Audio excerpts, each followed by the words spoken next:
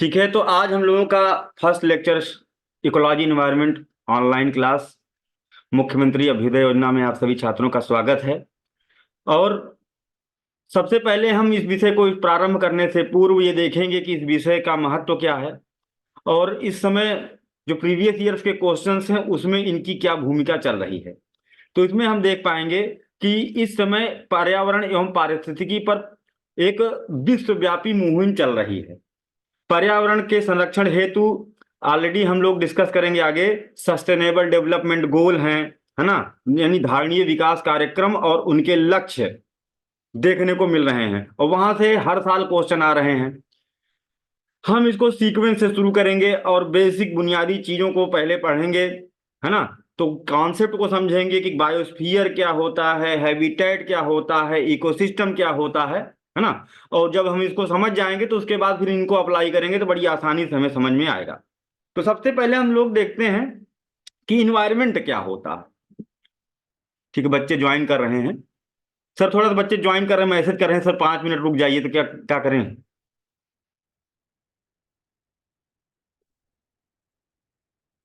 ठीक है, मैं धीरे धीरे पढ़ा रहा हूँ, कोई दिक्कत नहीं है। तो इन्वायरमेंट हम लोग हेडिंग डाल लेते हैं, यानी पर्यावरण।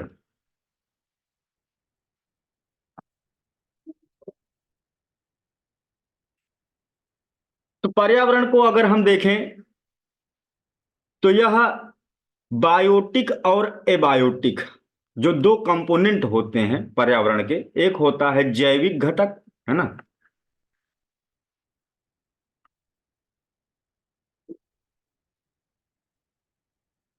दूसरा होता है अजैविक घटक।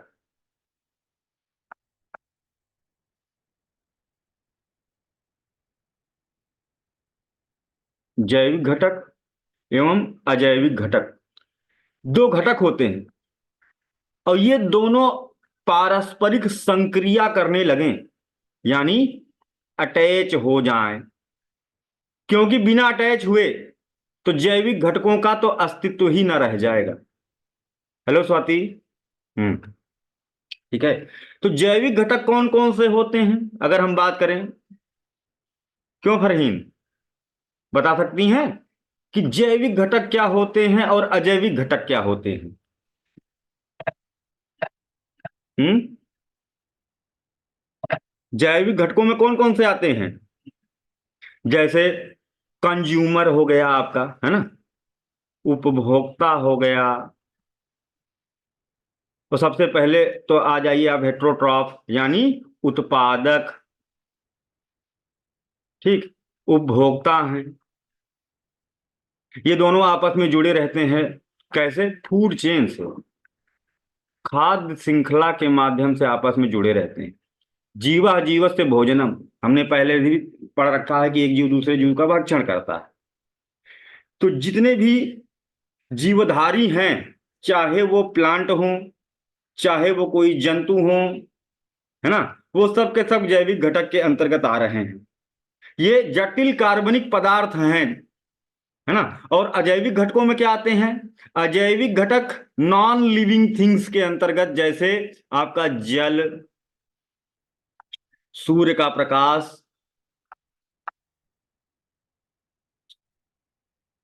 सोलर रेडिएशन जिसे आप कहते हो, है ना, ये। और क्या क्या हो सकता है, खनिज संसाधन, पोषक तत्व जो चाहिए होते हैं पौधों को और हम जीवधारियों को, 17 इसेंशियल न्यूट्रिएंट्स तो चाहिए ही हमारे शरीर को पूरी तरह से बैलेंस रखने के लिए कि स्वस्थ रहे, कोई बीमारी इसमें ना हो। ठीक है, तो खनिज संसाधन ये भी एबायोटिक के अंतर्गत आएंगे, यानी जो ऊर्जा का बहाव है अजैविक से जैविक की तरफ और फिर से वापस से जैविक से अजैविक की तरफ घूमता रहेगा, एक साइकिल बनती है जिसे कि हम लोग कहते हैं बायो जियो केमिकल साइकिल। और यही साइकिल है जो कि जैविक घटकों को अजैविक घटकों से जोड़ती है। यानी कि हम इसको ऐसे देख लेते हैं, समझ लेते हैं कि एक होता है भू जैव रासायनिक चक्रण, ये आगे जाकर के एक चैप्टर है काफी बड़ा सा, ठीक है। अभी इसको हमको इन्वायरमेंट के कंसर्न में समझना है, केवल परिभाषा को समझने के लिए। भू जैव रासायनिक चक्रण देखने को मिलता है इन्वायरमेंट में। इसका मतलब यह है कि जो खनिज संसाधन हैं, जैसे जहां पर वायुमंडल केवल है, कोई एक प्लेनेट उठा लें, है ना, वहां पर वायुमंडल है, लेकिन क्या पर्यावरण कह सकते हैं कि है? क्या हम कह सकते हैं कि यहां पर्यावरण है? मान लो हमने उठा लिया वीनस, शुक्र ग्रह उठा लिया, ठीक, तो गैसें तो यहां भी हैं, है ना। कार्बन डाइऑक्साइड के घने बादल हैं, सल्फर डाइऑक्साइड के घने बादल हैं, तो वायु वहां पर भी गैसेस का कंपोजिशन तो वहां भी है, और पृथ्वी पर भी गैसों का कंपोजिशन देखने को मिलता है ना। यहां पर भी पृथ्वी पर भी वायुमंडल है। वायुमंडल तो दोनों में ही है, तो क्या वायुमंडल ही पर्यावरण होता है? पहले तो इस चीज को समझना है। वायुमंडल पृथ्वी के पास भी है, इसके पास भी है ना। लेकिन यहां पर क्या नहीं है, यहां पर भी खनिज हैं। यानी अगर शुक्र ग्रह में भी अगर उत्खनन करेंगे तो वहां पर भी हम पाएंगे कि भाई यहां पर भी क्या है, खनिज इसके अंदर भी है। अन्वेषण करिए जा करके, या करेंगे ही आने वाले भविष्य में, मानो, है ना। तो वहां पर पाएंगे खनिज वहां भी है, पृथ्वी में भी खनिज है ना। पृथ्वी में भी खनिज, न्यूट्रिएंट्स यहां भी हैं। बस क्या है जो वीनस में नहीं है, शुक्र ग्रह में नहीं है, और हमारी पृथ्वी माता में देखने को मिल रहा है, वो है कि यहां से खनिजों का दोहन हो रहा है उनके मूल स्रोत से, है ना। उनके मूल स्रोत से खनिजों का दोहन हो रहा है। जैसे कि हम मान लो, कौन कर रहा है खनिजों का दोहन, है ना, प्लांट कर रहे हैं, पादप, है ना। ये अपनी जड़ों से पोषक तत्वों को खींचकर, है ना, जो कि सरल अकार्बनिक यौगिक हैं, उनको खींच करके इसमें क्या कर देते हैं, फिक्स कर देता है कार्बोहाइड्रेट के रूप में, प्रकाश की उपस्थिति में। सोलर रेडिएशन देखो पड़ रहा है, इसमें केवल दो रंग के प्रकाश ही प्रकाश संश्लेषण में प्रयोग होते हैं। कोई बता सकता है आंसर इन चैट बॉक्स? सूर्य के 7 रंग आपने पढ़े ही होंगे, विबग्योर, है ना, वैनी, आह, पीनाला। तो प्रकाश संश्लेषण में केवल 2 रंग ही हैं जो कि यहां पर काम करते हैं। कौन बता सकता है? मैसेज करिए कौन से रंग हैं, ठीक है। प्रकाश संश्लेषण में केवल वही 2 रंग काम आते हैं, है ना। ठीक है, तो ये जो सूर्य का प्रकाश है ना, लाल और नीला, है ना, प्रकाश संश्लेषण करते हैं और इससे ये अपना भोजन बनाते हैं। तो यहां क्या हुआ, अजैविक से जैविक में क्या चला गया, खनिज, है ना, और पानी, ये सब जाकर के बनेगा कार्बोहाइड्रेट, है ना। अब इन पर जो भी जीव आश्रित हैं, है ना, मान लो कोई जीव इनका भक्षण करता है ना, तो अब जो जीव इसका भक्षण करेगा तो उसके अंदर चला जाएगा ये। अब उसको कोई खाएगा तो उसके अंदर चला जाएगा, तो ये पूरा एक प्रॉपर फूड चेन में घूमेगा पोषक तत्व। यानी कि एक चीज देख रहे हैं कि पोषक तत्व अपने मूल स्रोत से निकल करके खाद्य श्रृंखला में विभिन्न पोषक स्तरों में क्या कर रहे हैं, परिभ्रमण कर रहे हैं। और उसके बाद सब क्या हो जाता है, आने के बाद ये पौधा भी एक दिन मर जाएगा, है ना, समाप्त होगा, इसकी पत्तियां गिर रही हैं अनवरत। इसी तरह से ये जीव भी एक दिन अंततोगत्वा मृत्यु को प्राप्त होगा, और ये सब के सब कहाँ दब जाएंगे, फिर से उसी मिट्टी में आए हैं, मिट्टी में ही मिल जाएंगे। जो चीज हवा से आई हवा में चली जाएगी, तो इनका होगा अपघटन, है ना। इस पर भी आगे क्लास है, किस तरह की फूड चेन होती है, कितने तरह की, है ना, उसको भी हम लोग पढ़ेंगे। तो यहां पर क्या देख रहे हैं, डिकम्पोजिशन हो रहा है, और डिकम्पोजिशन के प्रोसेस में क्या होता है कि जो जटिल कार्बनिक पदार्थ बना था, है ना, जटिल कार्बनिक पदार्थ, है ना, निकिल खींचा, कापर खींचा, है ना, आयरन, सारा खींच करके इकट्ठे भर दिया, है ना, और उसको एक कॉम्प्लेक्स ऑर्गेनिक फॉर्म में तब्दील कर दिया है। ठीक, अब जब मृत होने के बाद में उनका अपघटन होगा, तो पुनः से वो क्या हो जाएगा, मिट्टी में ही फिर से सरल अकार्बनिक पदार्थों में ये टूट जाएगा। और ये प्रक्रिया अनवरत चलती रहती है, और ये अगर हो रहा है तभी हम वहां कहेंगे कि यहाँ पर्यावरण है।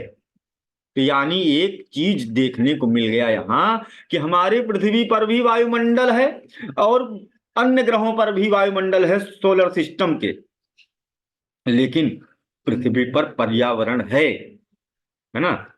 पृथ्वी पर पर्यावरण है। यहां पर क्या चल रही है, बायो जियो केमिकल साइकिल चल रही है ना।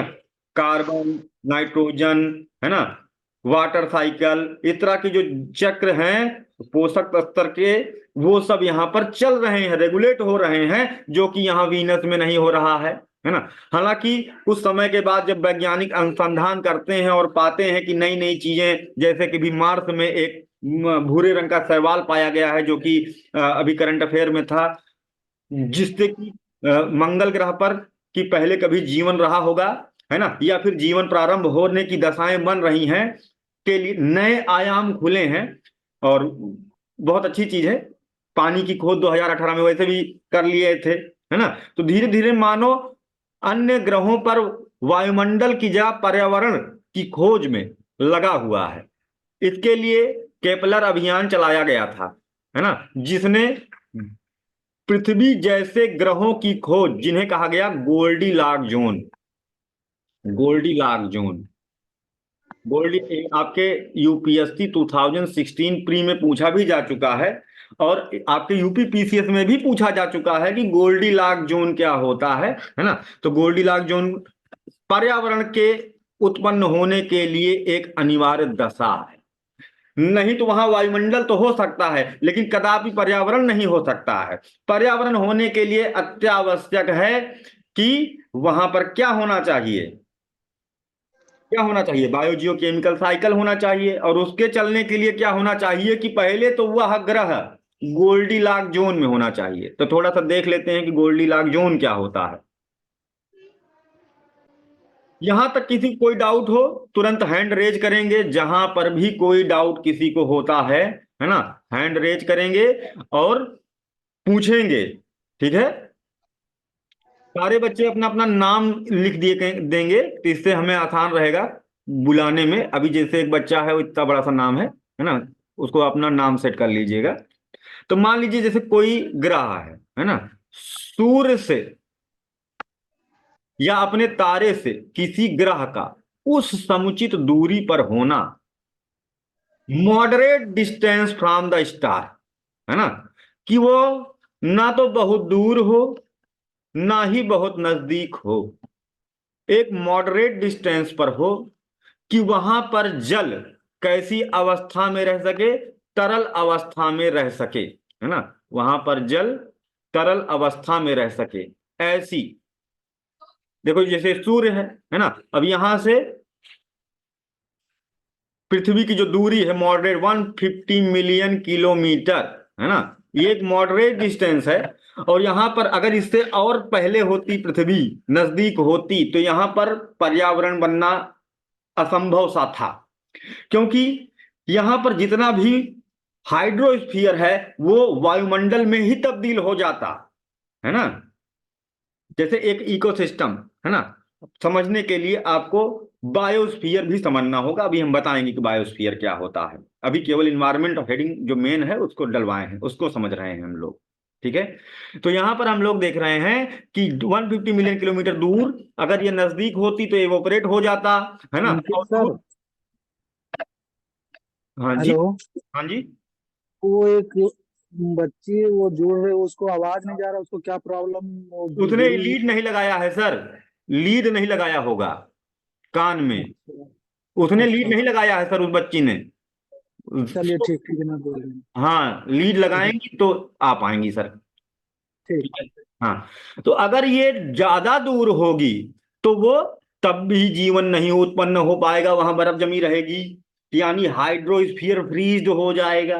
तो मॉडरेट डिस्टेंस इसे ही कहा जाता है गोल्डी लॉक जोन, की तारा इतनी दूरी पर रहे कि वहां पर पर्यावरण पैदा हो सके, यानी जीवन संबंधी दशाएं उत्पन्न हो सकें,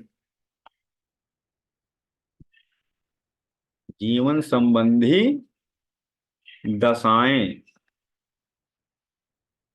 उत्पन्न हो सकें, उसे ही कहते हैं क्या है भाई, गोल्डीलॉक जोन। यानी कि गोल्डीलॉक जोन क्या होता है, पृथ्वी जैसे ग्रहों की खोज करना जहां पर क्या है, वायुमंडल। नो नो, वायुमंडल नहीं चाहिए, यहां पर क्या चाहिए होगा भाई स्वाति, क्या चाहिए होगा यहां पर, वायुमंडल चाहिए होगा, वायुमंडल तो चाहिए ही होगा, है ना। लेकिन कैसा, पर्यावरण, है ना, वहां पर क्या चाहिए होगा, इन्वायरमेंट चाहिए होगा।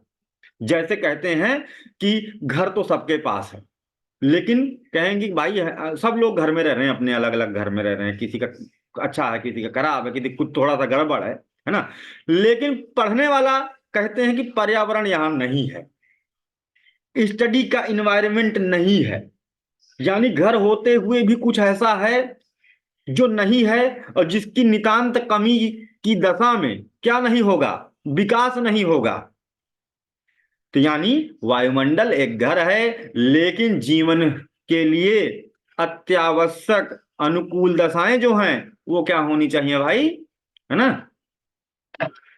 इन्वायरमेंटल कंडीशन जो वहां की होती है फिट होनी चाहिए। हमारा पृथ्वी भी गोल्डीलॉक जोन में आता है, ठीक है, हालांकि मार्स भी गोल्डीलॉक जोन में आता है, ठीक है। चलिए अब बताइए कि इन्वायरमेंट में क्या किसी को कोई दिक्कत हुई, ये जो हेडिंग हमने समझाया, इसके बाद हम लोग चलेंगे बायोस्फीयर समझेंगे, ठीक है। अगर किसी कोई डाउट कहीं होगा तुरंत हैंड रेज कर देंगे, ठीक है। अगला लिखते हैं, हेडिंग डालेंगे बायोस्फीयर, बायोस्फीयर जैवमंडल।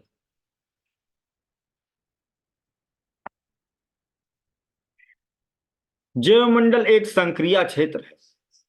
संक्रिया क्षेत्र मतलब क्या है,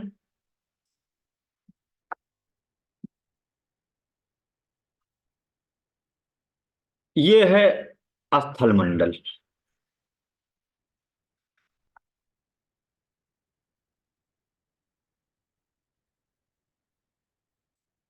ये है जलमंडल,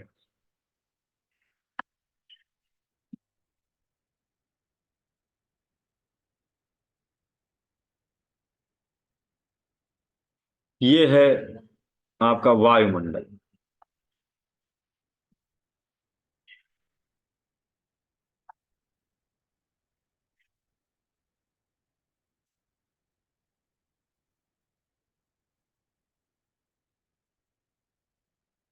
स्थल मंडल यानी जिसे कहेंगे आप लिथोस्फीयर। दूसरा है हाइड्रोस्फीयर, जिसे कहते हैं जलमंडल, जैसे समुद्र हो जाए, है ना, नदी झील तालाब हो गया। और इसी तरह से ये है वायुमंडल। ये तीनों ही अति आवश्यक हैं। एटमॉस्फियर, जहां पर ये तीनों पारस्परिक संक्रिया करेंगे, तीनों जहां पर आपस में पारस्परिक संक्रिया कर रहे हैं, यहां पर अपने आप ही उत्पन्न हो जाएगा, है ना। यानी कि आपको क्या करनी होती है, आपको दशा बनानी होती है, रिजल्ट अपने आप मिलेगा। और हम क्या करते हैं, हम करते हैं रिजल्ट पर पूरा फोकस करते हैं, दशा नहीं बनाते हैं। तुम दशा बनाओ, चीजें अपने आप घटित होंगी। समझ में आई बात। आप अपने आप को योग्य बनाइए। आप क्या सोचते हैं, हे भगवान मेरा जो है आईएएस हो जाए, फोकस रहते हैं कि नीली बत्ती मिल जाएगी तो कैसे घूमेंगे, भौकाल कितना मेंटेन होगा, है ना। अरे दशा तो बना लो, इन्वायरमेंटल कंडीशन क्रिएट करो, है ना, सारे विषय को मिक्स करके अपने दिमाग में डालो, फिर देखो, है ना, चीजें अपने आप घटित होंगी। तुम बायोस्फीयर पैदा ना करो, वो अपने आप पैदा होगा। आपको क्या करना है, स्थल मंडल, वायुमंडल, जलमंडल सबको मिला दो, है ना। ये अलग अलग विषय पढ़ो, हेलो। है ना। हाँ, अरे अंकित सर, वो हेडफोन लगा रहे फिर भी नहीं बोल रही है, क्या आईपॉड लगाई उसके बाद भी आवाज नहीं जा रही है, क्या बाकी बता बच्चों रही है? सर इसने जो है वहां पर सेल्यूलर, एक मिनट रिकॉर्डिंग ऑफ कर दूं।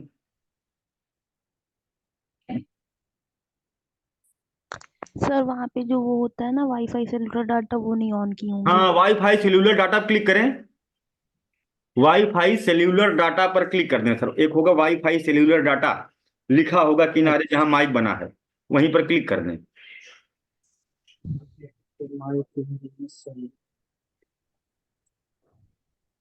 ओके, मैं बताऊँ। जी। तो अब यहां पर जैसे ही हम दशा बना लेंगे, है ना, तो वहां पर ये नहीं कि आपको कीड़े मकोड़े पैदा नहीं करने होते हैं, वो आपका काम नहीं है। आप दशा बनाओ, वो अपने आप पैदा हो जाएंगे, है ना। आप मिट्टी को सींच भर दो, उसमें खरपतवार घास फूस कुछ ना कुछ काई वगैरह अपने आप पैदा हो जाएगा। तो आप दशा बनाइए, बाकी काम आपका नहीं। ठीक है, तो यानी आप पढ़ाई करिए, सिलेक्शन होगा कि नहीं होगा ये आपकी जिम्मेदारी नहीं है। आप केवल आप एटमॉस्फियर क्रिएट करिए, है ना, कैसा समुचित स्थल मंडल हाइड्रोस्फीयर और क्या कहते हैं एटमॉस्फियर, तीनों कंपोजिशन, इसी को क्या कहते हैं बायोस्फीयर, जैव मंडल, जैव मंडल, बायोस्फीयर। इसका सर्वोत्तम उदाहरण होता है सॉइल, मृदा। ये पूछा भी गया है कि मृदा निम्नलिखित में से, है ना, किनका सर्वोत्तम उदाहरण है। तो बहुत सारे लोग लिथोस्फीयर पर टिक मार करके चले आते हैं, है ना। लिथो, क्योंकि उनको लगता है कि मृदा जो है सॉइल, मिट्टी, वो जमीन ही तो है। नहीं, सॉइल जो होती है वो कैसे सॉइल होगी, उसमें सिंचाई भी तो करनी है, उसमें पानी भी है, सिंचाई नहीं करोगे तो बकवान करेंगे वैसे भी, है ना। तो नेचर इसको बनाती है, आप नहीं बनाते हो। इसमें नमी भी है ना, हवा भी है इंटरमोलिकुलर स्पेस में इसके, है ना। तो मृदा एक सर्वोत्तम उदाहरण है किसका। बोलते रहिए भाई आप लोग हमारे साथ, नहीं तो मुझे लगेगा कि मैं अकेले बैठा हूं, है ना। जब पूछे तो आप लोग बताइए, साथ में क्या करेंगे हम लोग, डिस्कस भी करते हुए, जैसे क्लास में पढ़ते थे वैसे यहां भी पढ़ेंगे, है ना। हाँ, ये देखिए। तो अब सॉइल क्या है, बायोस्फीयर क्रिएट हुआ, और जैसे ही यानी आपको मिट्टी बनानी है, खेत खराब है, उसको आप उर्वर मिट्टी बना दो, पेड़ पौधा तो अपने आप उगाएगा, नहीं तो भरोसा ना हो तो करके देख लो, है ना। तो इस तरह से हमने देखा ये होता है बायोस्फीयर, है ना। इसमें एक चीज और कॉमन होते हैं, वो क्या है, ये भी क्वेश्चन पूछा गया था सिविल सर्विसेज में 2014 या 15 में पूछा गया था, है ना, कि ऑप्शन दिया गया था ऑप्शन सी, कि इसमें लिविंग ऑर्गेनिज्म तो होते हैं, एक ऑप्शन बन गया। डेड ऑर्गेनिक मैटर क्या इसके अंतर्गत काउंट होंगे कि नहीं, मृत कार्बनिक पदार्थ क्या बायोस्फीयर के अंतर्गत समझे जाएंगे कि नहीं, आंसर करिए। जैसे अभी मान लो कि मिट्टी एक बायोस्फीयर है, ठीक है, इसमें पैदा हुआ घास, ठीक ठीक है, हो गया, ये सॉइल है ना। अब घास फूस इसमें गिरेगी, दबेगी भी, है ना, ह्यूमस बन जाएगी मिट्टी में। तो ये बताइए कि क्या ऑर्गेनिक मैटर जो है मृदा में जो उपस्थित है वो बायोस्फीयर का पार्ट है कि नहीं, आंसर फास्ट। होगा सर। किसने बताया, हम। हम मतलब हम, Farheen, very yes nice, sir. Very nice, सही उत्तर है। ऑर्गेनिक मैटर भी जो मिट्टी में है डेड हो गया है भले से, है ना, लेकिन वह तब भी बायोस्फीयर का भाग होता है। ऑप्शन जो उसमें तीसरा पॉइंट था, इसको इस तरह से स्टेटमेंट वाइज जो क्वेश्चन बनते हैं इस तरह से घुमाने की कोशिश करते हैं। क्योंकि हाँ जैविक और अजैविक घटक भी उसके पार्ट हैं जैव मंडल के, और ऊर्जा घटक भी हैं। तो अगर जैविक और अजैविक हैं तो अजैविक में वैसे नॉन लिविंग थिंग आ रहा है, तो जाहिर सी बात है फिर वो होगा उसका अंग। हाँ, बिल्कुल बिल्कुल करेक्ट, वेरी नाइस, है ना, वेरी नाइस फरहीन, है ना। आगे यस चल, सर। अगली चीज देखते हैं कि क्या किसी ग्रह पे अगर वहां पर इन्वायरमेंट है, म्यूट कर लिया करिए बोलने के बाद आप लोग, नहीं तो आप लोग को ही दिक्कत होगी जब रिकॉर्डिंग सुनेंगे, है ना। हाँ, नॉइज जितना कम रहेगा उतना ही आपको अच्छे से समझ में आएगा। ठीक है, बोलने के बाद में हम लोग क्या करेंगे, म्यूट कर दिया करेंगे। ठीक है, तो जो बायोस्फीयर है ना, क्या ये हर जगह होता है? मान लो हमने कह दिया कि पृथ्वी पर तो बायोस्फीयर है, पृथ्वी पर इन्वायरमेंट है, तो पूरे पृथ्वी पर इन्वायरमेंट है, सत्य है ना। इन्वायरमेंट पृथ्वी पर है हर जगह, लेकिन बायोस्फीयर जो है क्या हर जगह है, या कहीं कोई ऐसी जगह है जहां जहां पर बायोस्फीयर नगण्य है ना, नहीं है? क्या ऐसी जगहें पृथ्वी पर हो सकती हैं कि जहां बायोस्फीयर ना हो? आंसर करिए, सिविल के बच्चे हो, बुद्धि लगा करके क्या कहते हैं आंसर करोगे, है ना। तभी आपका विकास होगा जब आप खुद बताओगे चीजों को। बताइए, जल्दी बताइए, क्या पृथ्वी पर हर जगह बायोस्फीयर है कि कहीं कहीं पर नहीं है? पृथ्वी पर सब जगह बायोस्फीयर नहीं है। एक्सट्रीम कंडीशन में जहां कहीं पर भी एक्सट्रीम कंडीशन बनेगी, अनफेवरेबल कंडीशन बनेगी, घोर दशा जहां पर उपस्थित होगी, वहां पर, है ना, वहां पर बायोस्फीयर जीरो नहीं कहेंगे, नगण्य कहेंगे, क्योंकि कुछ बेहया जीव ऐसे भी हैं जो वहां पर भी पाए जाएंगे, जिन्हें कहते हैं एक्सट्रीमोफाइल। ठीक है, एक्सट्रीमोफाइल क्या होते हैं?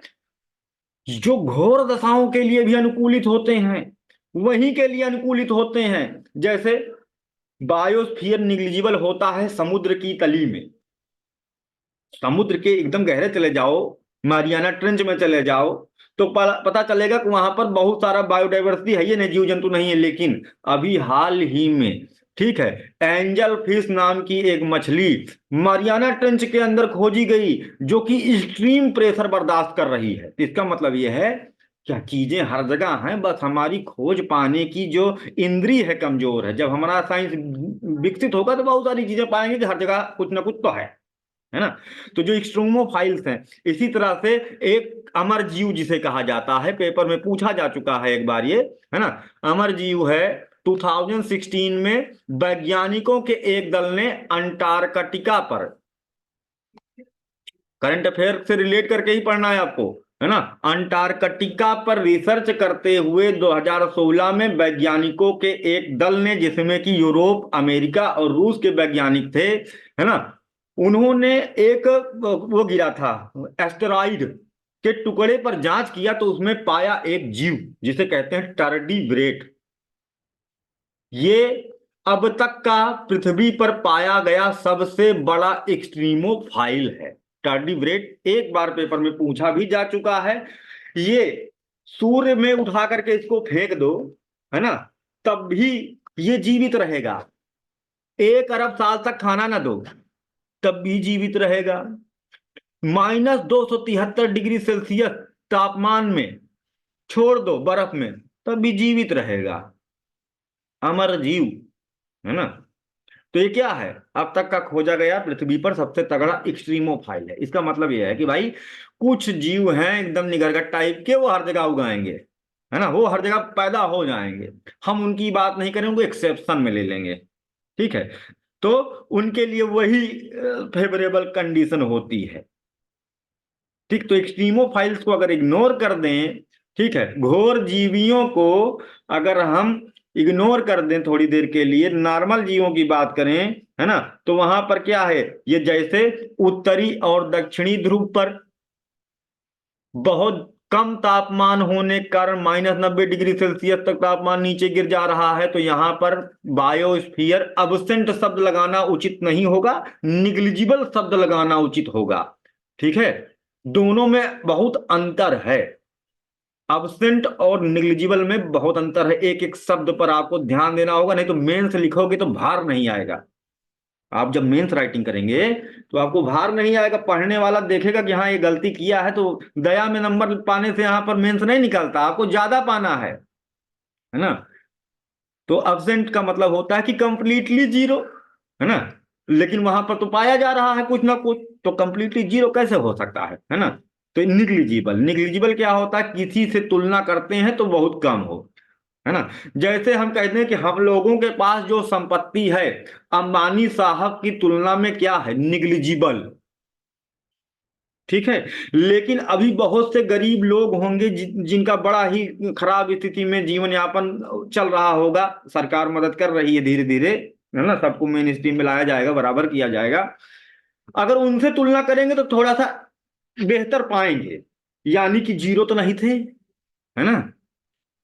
तो यानी कि निग्लिजिबल शब्द का इस्तेमाल करेंगे कि इक्वेटर से अगर हम कंपैरिजन करेंगे, विषुवत रेखा जो रिचेस्ट बायोडाइवर्सिटी जोन है, जहां पर सर्वाधिक जैव विविधता पाई जाती है, सूर्य की किरणें पूरे वर्ष वहां पर आपतित हो रही हैं, है ना, उससे तुलना करते हैं तो यहां पर निग्लिजिबल नगण्य पाया जाता है। क्लियर हुआ।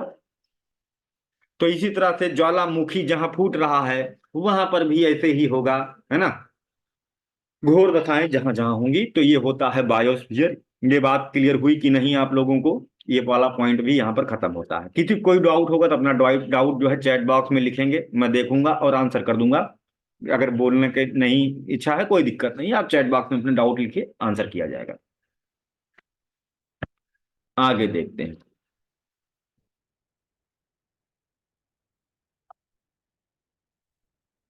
अगला है भाई हैबिटेट,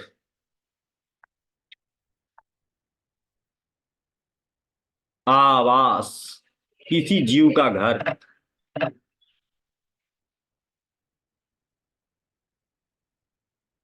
निवास स्थान, ये किसी जीवधारी का भौतिक निवास स्थान होता है।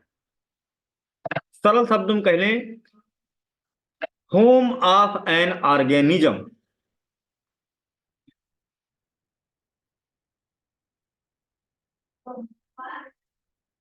ठीक है, किसी जीवधारी का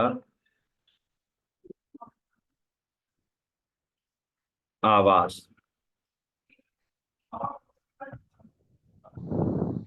अब अगर हम कह दें कि ये बताओ भाई मेढक का हैबिटेट क्या है, क्यों अंजलि, मेढकू कहाँ रहता है, नहीं मालूम? हम्म, कौन बताएगा मेढक कहाँ रहता है? सैमसंग SM-A035F, अपने नाम पे आ जाइए प्लीज, ताकि हमको आसान रहे आपसे कुछ पूछने बताने के लिए। सभी बच्चे एक काम करेंगे, तब से हमको इससे भी कंफर्म रहेगा कि हम वो बच्चे हमारे अभ्युदय के हैं भी कि नहीं है, है ना।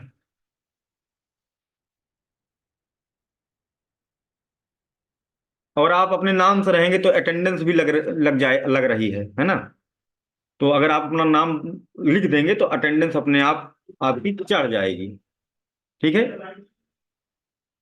तो बताइए, हाँ हैबिटेट बताइए, अलग अलग जीवधारियों का हैबिटेट बताइए, मैसेज करिए आप लोग, उसमें लिखिए, है ना।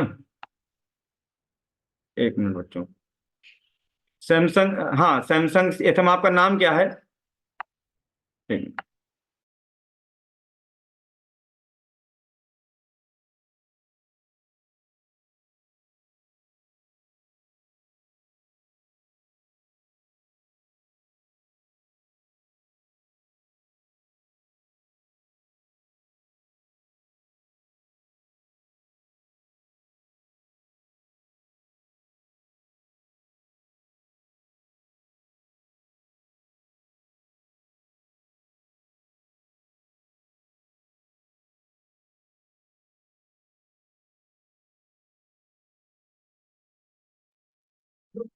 हम्म, तो किसी जीवधारी का आवास होता है जहां, जैसे मान लो अगर हम कह दें कि गिलहरी कहाँ रहती है, तो पेड़ पे रहती है ना।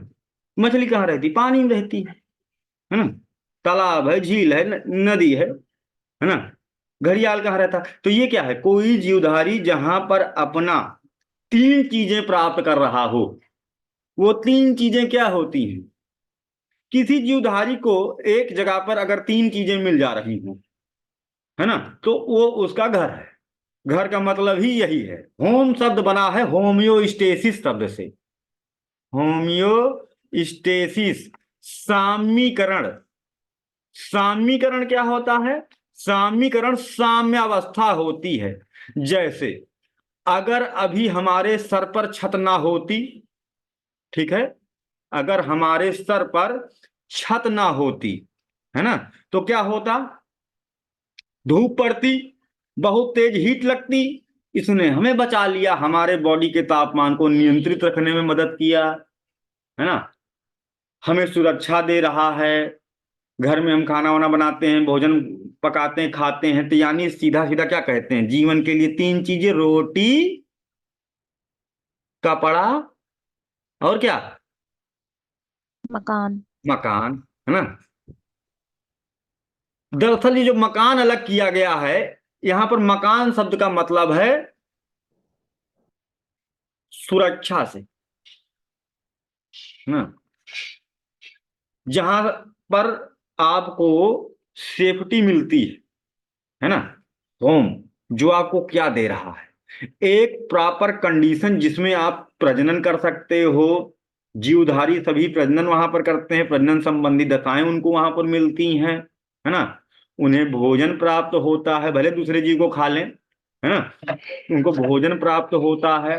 हम्म। तो ये सब चीजें जो उनको मिल रही हैं, वो उनके आवाज से ही मिलती हैं। तो इसका मतलब एक चीज है कि एक ही घर में क्या एक ही आदमी रहता है? अरे एक ही घर में एक ही आदमी रहता हो तो वो जो है शुरुआती दशा हो सकती है ना, लेकिन धीरे धीरे उसमें और सारा जीव आ जाता है कि नहीं? तो क्या क्या होगा बताइए? क्या एक ही आवास विभिन्न जीवधारियों का हो सकता है कि नहीं? बताइए, हो सकता है कि नहीं? हाँ या ना? कुछ तो बोलोगे तुम लोग, हैं? बोलो, बताओ, तब पढ़ाई हो रही है यहाँ बैठ के। यहाँ क्या कहते हैं, थाईपुर की रामायण थोड़ी चल रही है कि बाबा जी आए हैं और रामायण बांच रहे हैं, न बच्चा लोग बैठ के सुन रहे हैं वाह वक्ती। ना, यहाँ आंसर करना पड़ेगा। सिविल सर्विस की प्रिपरेशन हो रही है। तुरंत आंसर करो खट से। छोटे छोटे क्वेश्चन पूछ रहा हूँ क्या कहते हैं, मछली कहाँ रहती है? चुप पे बैठे हैं जैसे मछली पता ही नहीं है कि कहाँ रहती है। आईएएस की क्लास में बैठे हो, थोड़ा सा होश संभाल के सब लोग मेहनत करेंगे, ठीक है? छोटे छोटे तो आंसर करिए। हाँ, ठीक है। तो देखते हैं ये क्या होता है। आवास एक ही आवास विभिन्न जीवधारियों के लिए, विभिन्न जीवधारियों के लिए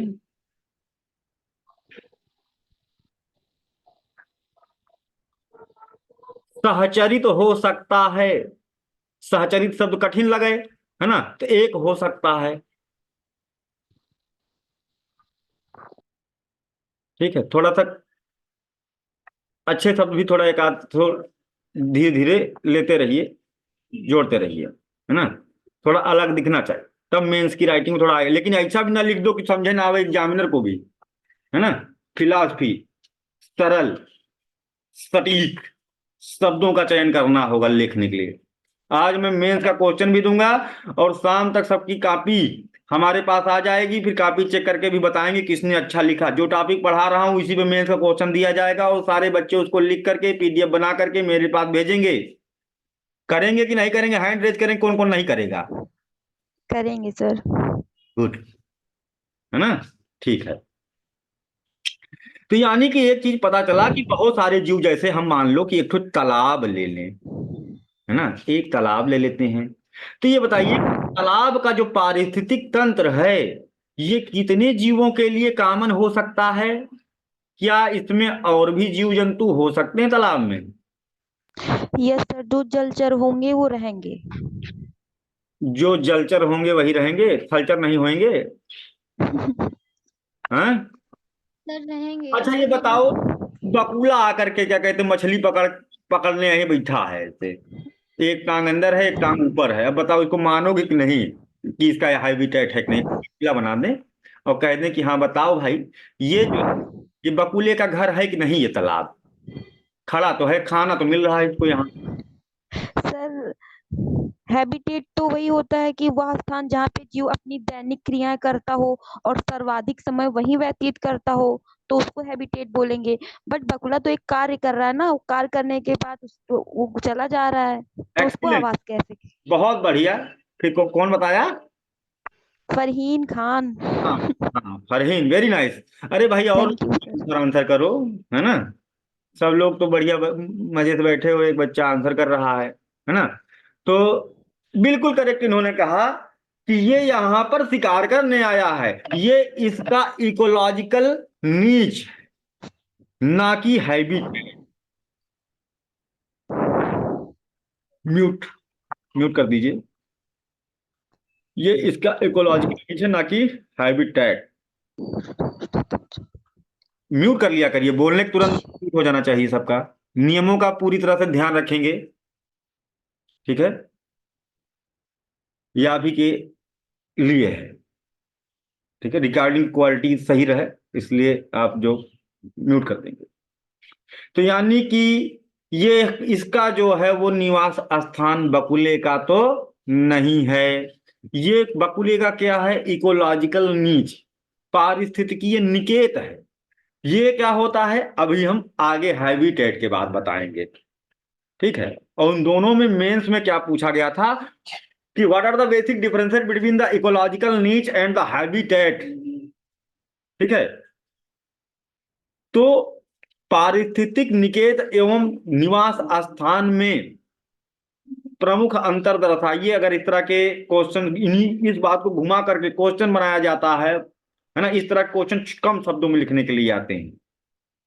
तो आपको क्या करना होगा, पहले तो दोनों जानना होगा कि क्या है, और तभी उसको लिख पाएंगे। तो यानी पहले तो हमने देख लिया हैबिटेट में, है ना, कि यहाँ पर बायोस्फीयर के अंदर जो छोटे छोटे और बड़े बड़े भी हो सकते हैं ऐसे जगह होते हैं जहां पर जीव रहते हैं, पारस्परिक संक्रिया करते हैं, उनका फूड चेन वहां चलता है, उनका जीवन वहां से चलता है ना? जैसे अभी हमने तालाब बनाया तो कितने लोगों का ये पारिस्थितिक एक ही घर हो सकता है। देखिए, आप जो घर में रहते हो क्या सोचते हो आप अकेले रहते हो?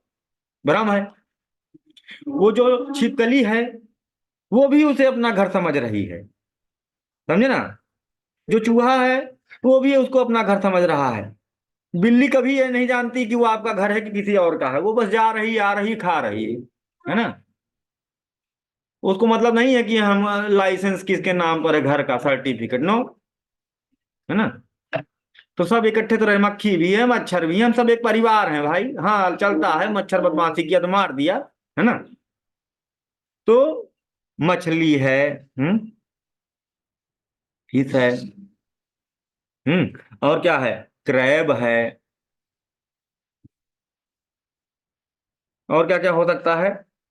फ्रॉग है, मेढक है ना? मेढक भी है। ये सब के सब का एक निवास स्थान है, यानी बहुत से जीवों का कॉमन हैबिटेट हो सकता है, ठीक है? आगे देखते हैं।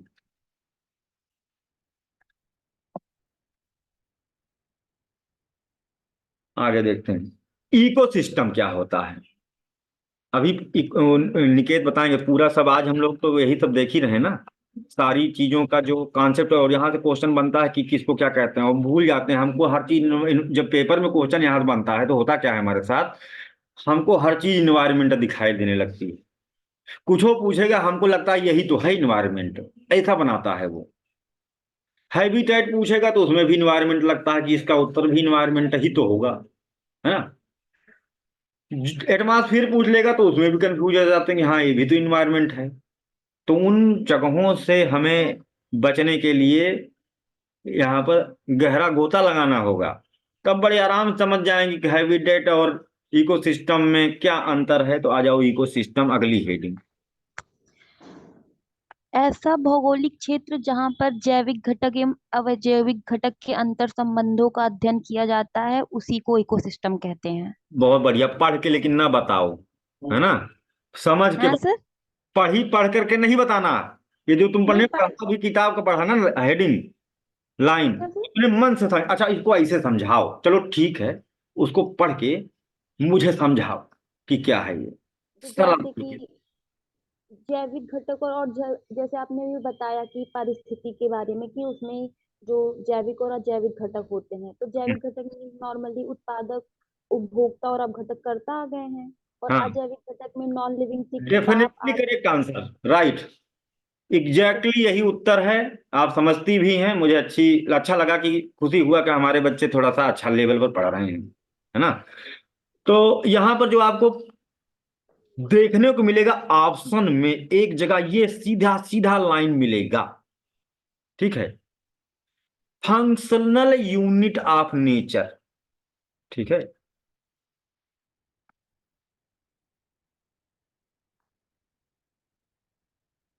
अब ये क्या बला है, प्रकृति का क्रियान्वयन स्वरूप है, ठीक है। अब यह क्या होता है, प्रकृति का क्रियात्मक स्वरूप क्या है, जैसे एक ठो घर में जैसे ट्रांसफार्मर है, वो रख लो, इन्वर्टर है, एक इन्वर्टर है, एक इन्वर्टर है, इसकी बैटरी क्या है, डेड, डेड बैटरी। अब इसमें तुम कितना तार लगा दो, कुछ होगा, कुछ होगा क्या, होगा कि नहीं, नहीं, नहीं, नहीं होगा। नहीं होगा। और अगर इसमें बैटरी बढ़िया चार्ज हो और अब इसमें लगा दो, तो अब इससे टीवी चलेगा, इससे पंखा चलेगा। तो पहले भी वो था, पहले भी डिवाइस रखी हुई थी, है ना, वो आपका बैटरी था पहले भी, लेकिन वो फंक्शनल नहीं था। जब ये चार्ज हो गया तो ये फंक्शनल हो गया। समझ में आई बात, डेड बॉडी और जिंदा शरीर में जो अंतर है, वही यहां पर देखने को आपको मिलेगा। यहां पर बहुत जरूरी है कि तीन चीजें जुड़ी हुई हों, बिल्कुल। तो तीनों में से अगर एक भी कनेक्ट डिस्कनेक्ट हुआ तो सब डिस्कनेक्ट हो जाएगा। बैटरी सब जोड़ दो, आपने टीवी का प्लग जोड़ दिया, सबका प्लग जोड़ दिया, यहीं तो बैटरी डिस्कनेक्ट कर दें। चलो बैटरी पूरा ना डिस्कनेक्ट करें, एक प्लस माइनस में से एक को निकाल दें, चलो इसको हटा दें, कुछ होगा, खत्म। एक तार, एक चूड़ी ढीली किए नहीं कि सब गड़बड़। तो this is the functional unit of nature, या प्रकृति का क्रियात्मक स्वरूप है, जिसमें उत्पादक, उपभोक्ता और अपघटक पारस्परिक रूप से संक्रिया करते हैं। इसको ऐसे समझ लेंगे हम लोग, जैसे मान लो, है ना, ये है आपका घास फूस, है ना, पादप, इसको खाता है कौन, जीव जंतु खा लेगा, हम्म, एनिमल, फूड चेन के माध्यम से एनर्जी गई ना, और अब ये वापस से मरेगा, खपेगा, है ना, मिट्टी में जाएगा, डिकम्पोज होगा। इसका भी, ये क्या हो गया, मृत कार्बनिक पदार्थ है। अब इनका अपघटन होगा, तो अपघटन होने के बाद फिर से मिट्टी में मिल जाएगा, और फिर से पौधे लेकर के इसको साइकिल में डाल देंगे। यहाँ से एक आहार खाद्य श्रृंखला चल रही है, खा खा करके जो आगे बढ़ रही है। आगे बढ़ाएंगे तो चैप्टर है पूरा खाद्य श्रृंखला, चिंता नहीं करना, कुछ बचेगा कुछ नहीं, बढ़िया पढ़ेंगे, ठीक है।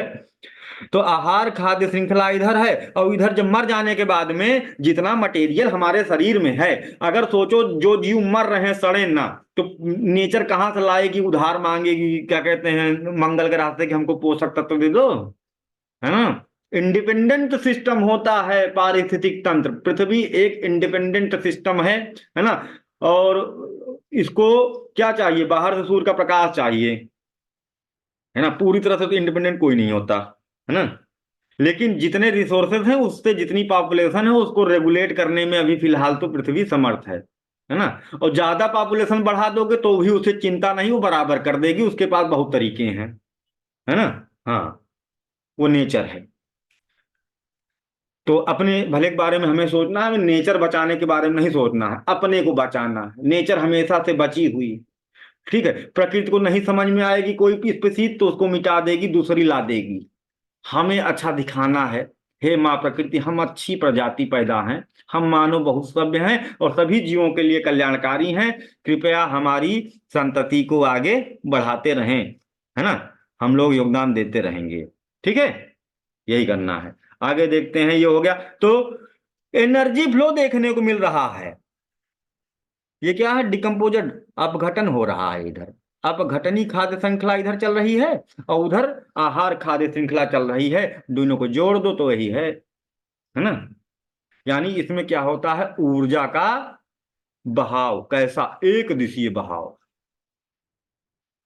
ठीक है। ऊर्जा का यहां पर एक दिशीय और चक्रीय बहाव देखने को मिलता है। तो ये होता है इकोसिस्टम। इकोसिस्टम कई तरह के होते हैं।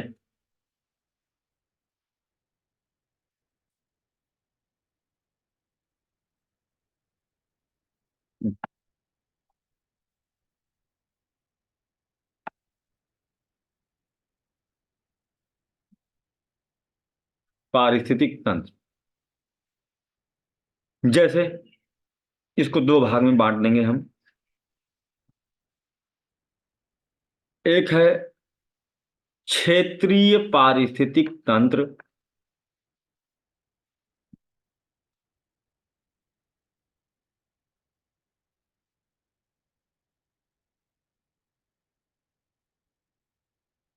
जिसे कहते हैं टेरेस्ट्रियल इकोसिस्टम।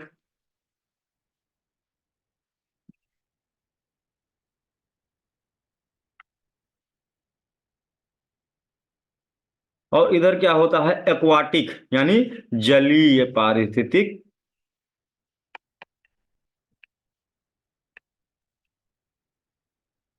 तंत्र। दो तरह का, जिसे इंग्लिश में कहेंगे एक्वाटिक इकोसिस्टम, ठीक है। अब इसमें क्या होगा आप लोग बताएंगे। टेरेस्ट्रियल इकोसिस्टम के एग्जाम्पल क्या हो सकते हैं, आप लोग बताइए। सर इसको स्थलीय भी तो कह सकते हैं ना, क्षेत्रीय को। हाँ, क्षेत्रीय को स्थलीय भी कहते हैं। क्षेत्रीय का मतलब स्थलीय ही। तो फिर इसमें प्राकृतिक और कृत्रिम हो सकता है। क्षेत्रीय को स्थलीय इसलिए मैंने नहीं लिखवाया क्योंकि वो गलत है। क्योंकि अच्छा। क्षेत्रीय टेरेस्ट्रियल का मतलब होता है कि देखो, हम लोग जहां हैं क्या पूरी तरह से केवल स्थलखंड है वो, वहां थोड़ा सा गड्ढा भी है, पानी भी है ना। पानी गड्ढा नहीं है उस तरह से, झील तालाब में नहीं हो, तुम्हारे घर के ऊपर टंकी है ना। मतलब सब मिक्स्ड है। क्षेत्रीय टेरेस्ट्रियल हमारे लोगों के रहने के योग्य जो एरिया है। और अगर व्हेल से पूछोगे तो कहेगा कि मेरा टेरेस्ट्रियल तो ये है ना। वो पढ़े हम लोगों को स्थलीय, ठीक है, व्हेल और शार्क, अगर वो अपने यहाँ पढ़ते हैं तो, है ना। वो अपने आप को टेरेस्ट्रियल कहेंगे, है ना। और हमको कहेंगे लिथोस्फीरिक, स्थलखंड के लोग हैं ये लोग, ठीक है। इस तरह से हम उनको क्या कहते हैं, जलीय कह रहे हैं। तो क्या क्या हो सकता है इसमें, जैसे झील, है ना, नदी, तालाब, है ना। ये सब क्या है, ये सब इसके अंतर्गत आएगा या इसके अंतर्गत आएगा। देखो बढ़िया कंफ्यूज करता है ऐसे यूपीएससी। इसमें डाल दूं या इधर लिख दूं, झील नदी तालाब, किसका भाग होगा, इसका किसका, जल्दी आंसर करिए। झील नदी तालाब, जलीय, जलीय पारिस्थितिकी का। गलत, इसका है। इसीलिए तो कहा ना कि क्षेत्रीय लिखो, स्थलीय ना लिखो। झील, नदी, तालाब, ये जो फ्रेश वाटर के जो रिजर्व हैं, ये सब टेरेस्ट्रियल इकोसिस्टम के अंतर्गत आ रहे हैं। हम्म।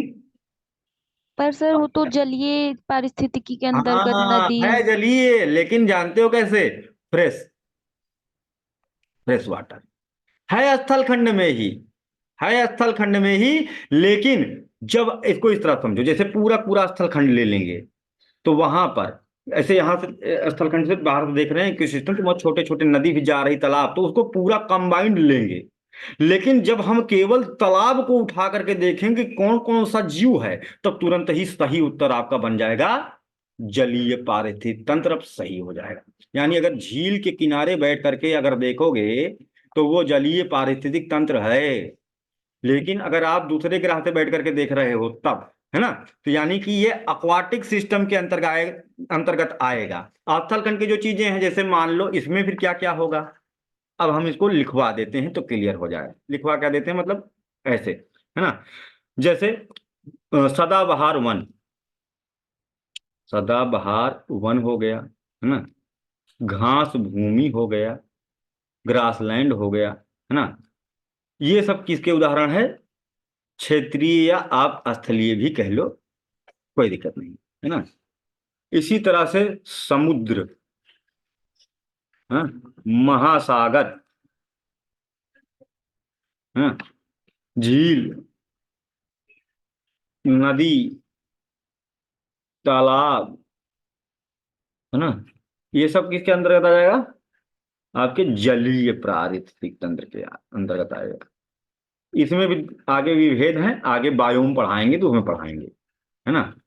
अभी फिलहाल तो इतना ही आपको समझना है, ठीक है। अगली बार, अगली बार अगला है आपका इकोलॉजिकल नीच, ठीक है। इकोलॉजिकल नीच आज का लास्ट टॉपिक है। इस यहीं पर आपका जो कंपोनेंट्स हैं इकोसिस्टम के वो चैप्टर आपका खत्म हो जाएगा, है ना। इकोलॉजिकल नीड,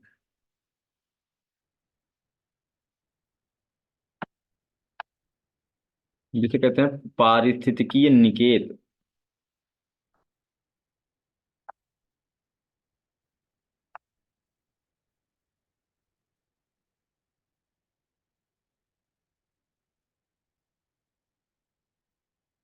ये क्या है, ये होता है ऑक्यूपेशन शब्द आपको दिखाई देगा ऑप्शन में कहीं, प्रोफेशन शब्द कहीं आपको दिखाई देगा ऑप्शन में, तो वही है इकोलॉजिकल नीड। ये किसी जीवदारी का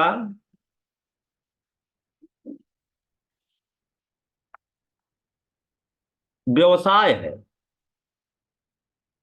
ना, व्यवसाय समझने के लिए बता रहा हूं, मतलब सर ऑक्यूपेशन ऑफ स्पीशीज। हाँ, कहीं कहीं निके भी होता है क्या, निकेत का? निके, हाँ निके भी लिखते हैं, निके, निकेत पूरा है, निके भी निके, मतलब शॉर्ट कर लो उसको, है ना। अच्छा, हाँ, विवेक, ठीक है। विवेक को विक्की कह लो, कोई दिक्कत नहीं, है ना। ठीक है।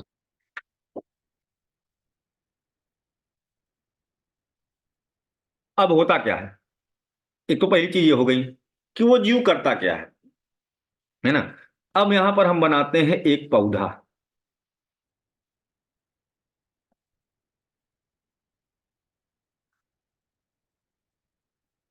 ठीक। अब इस पौधे पे पत्ता भी बना लेते हैं और फूल भी बना लेते हैं, चलो, है ना।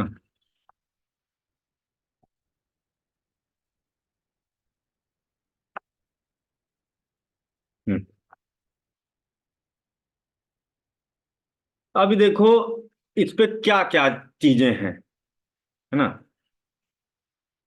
यहाँ पर क्या क्या चीजें आपको देखने को मिलेंगी। एक तो यहाँ टिड्डा भी लगा होगा, है ना, अपना वो क्या कहते हैं, हरा हरा नहीं होता एक, ग्रास ऊपर, प्रेइंग मैंटिस, वो है। यहाँ पर तितली भी है, हम्म, तितली भी है यहाँ, है ना, वो भी है, भंवरा भी है। तो ये सब हैं। यहाँ जड़ों में जड़ खाने वाले कीड़े भी हैं, सिम्बियोटिकली अटैच्ड बैक्टीरिया भी हैं, लेगुमिनेसी प्रजाति के बैक्टीरिया भी हैं, तने में चिपके हुए पैरासाइट भी हैं, रेंगने वाले कीड़े जो तने में लगे होते हैं।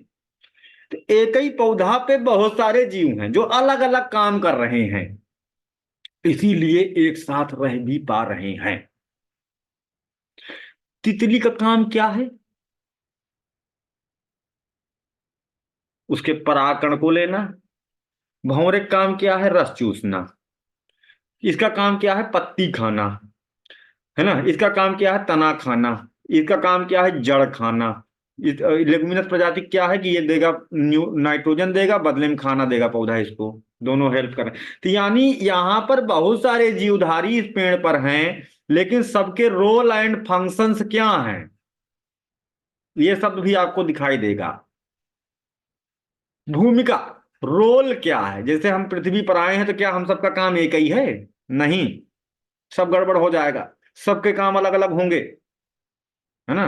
Role and function of each and every organism should be different. अगर ऐसा नहीं हुआ तब भी दिक्कत हो जाएगा, क्योंकि तब उस स्थिति में होगी कंपटीशन, प्रतिस्पर्धा। और जो अधिक सशक्त जीव होगा या जिसकी पॉपुलेशन ज्यादा होगी, वो कम पॉपुलेशन वाले जीव को मार पीट के भगा देगा और अपना कब्जा कर लेगा। यानी किसी मतलब यानी लंबे समय तक किसी किन्हीं दो या दो से अधिक जीवधारियों के लिए एक ही इकोलॉजिकल निकेत नहीं हो सकता है। यदि ऐसा हुआ तो कुछ समय बाद क्या होगा, जो ज्यादा ताकतवर होगा दूसरे को भगा देगा। जैसे अभी मधुमक्खियां आ जाए तो भौरों को भगा देती हैं, क्योंकि मधुमक्खियां थोड़ा चंट बुद्धि, है ना, आई देखी पॉपुलेशन एकदम गए, भगाओ भौरों को, है ना, पूरा कब्जा कर लिया। क्योंकि वो भी जो मकरंद ले रही है वो भी वही रस चूस रहा, वो भी। लेकिन तितली को डिस्टर्ब नहीं करती, है ना, इनको ग्रास हूपर को भी डिस्टर्ब नहीं करती, क्योंकि उनसे उनका कोई गर्ज नहीं है, ना ही कोई कंपटीशन है। तो इकोलॉजिकल नीड्स क्या है? व्यवसाय। और जैसे आपका कंपटीशन किससे है? जो सिविल की तैयारी कर रहे हैं उनसे है। तो सबके फंक्शन क्या, इकोलॉजिकल नीड के लिए क्या जरूरी है? सबके रोल एंड फंक्शन अलग अलग होने चाहिए। अगर ऐसा नहीं है तो कुछ समय बाद जो ताकतवर होगा जो कमजोर वाले को भगा देगा, कहे तुम जाओ कहीं अपना रोल और फंक्शन कहीं और दिखाओ, यहाँ पर हमारी चलती है, ये अपना कुनबा हो गया, जाओ ना। ये सिस्टम यहाँ पर होता है। यहाँ पर अभी हम आज की क्लास, हमारा आज का टॉपिक जो थे सारे कंपोनेंट्स हमने पढ़ लिए। इसके साथ आज की क्लास समाप्त होती है। अब हम 5 मिनट देते हैं। जो कुछ भी आज पढ़ाया गया, किसी भी बच्चे को कोई डाउट पूछना हो तो आप पूछ सकते हैं। क्या समझ में आया? जो पढ़ाया गया आपको क्लास समझ में आ गई? कल हम लोग पढ़ेंगे बायोटिक एंड एबायोटिक, जो कंपोनेंट्स हैं उनको पढ़ेंगे। फूड चेन, फूड वेब पढ़ेंगे। इकोलॉजिकल पिरामिड की ओर अग्रसर होंगे। हाँ, डाउट पूछिए अब आप लोग। क्लास समझ में आई आप लोगों के? आई कि नहीं? हाँ, चलिए ठीक है। रुचि, स्वाति, कुछ पूछना है? सविता? हम्म, नहीं पूछना, हम पूछें? चलिए हम ही पूछ लेते हैं।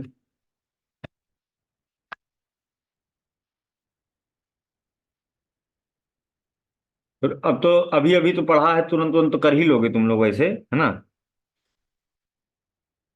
अगर हम ये कहें कि सदाबहार वनों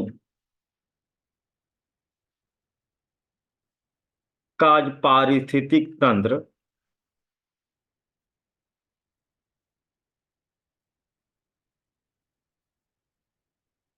ध्रुवीय पारिस्थितिक तंत्र की तुलना में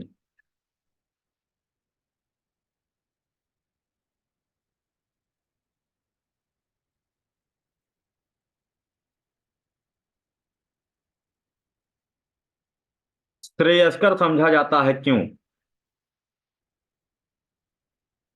एक ऐसा क्वेश्चन बना लें और उसमें ऑप्शन बना लें, है ना। क्योंकि यहाँ संतृप्त जैव विविधता पाई जाती है।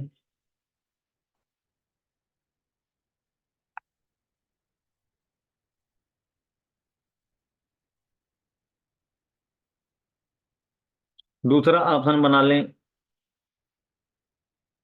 यहाँ पर सशक्त पारिस्थितिक निकेत देखा जाता है। तीसरा है, यहां पर जीवन प्रत्याशा अधिक है।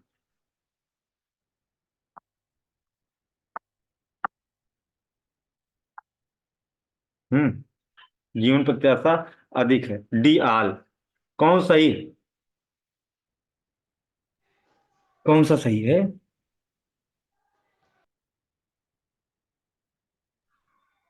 ऐसे ऑप्शन और डी। क्वेश्चंस हम लोग सॉल्व करेंगे, है ना, डिस्कस करेंगे, और आप लोग भी लगाते रहेंगे, है ना। प्रीवियस ईयर के जो भी क्वेश्चन टॉपिक टू टॉपिक आए हैं, जैसे जैसे आगे बढ़ेंगे आप लोग लगाते रहेंगे, है ना।